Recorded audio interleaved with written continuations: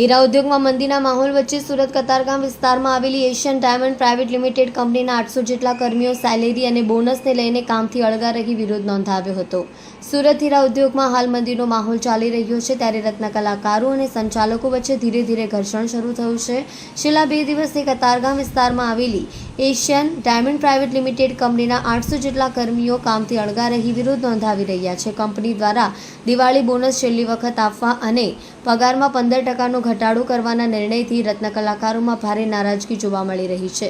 પોતાના બોનસ સહિતની માંગણી પૂર્ણ ન થતાં તમામ વિરોધ પર ઉતર્યા છે। કતારગામ વિસ્તારમાં આવેલી એકે રોડ ઉપર આવેલી એશિયન સ્ટાર પ્રાઇવેટ લિમિટેડ કંપનીના રત્ન કલાકારો દ્વારા આજે વિરોધ પ્રદર્શન કરવામાં આવ્યો હતો।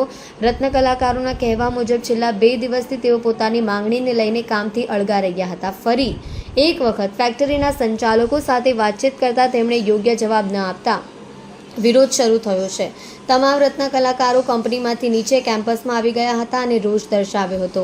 એશિયન સ્ટાર પ્રાઇવેટ લિમિટેડ કંપનીમાં અંદાજે 800 જેટલા રત્ન કલાકારો કામ કરી રહ્યા છે।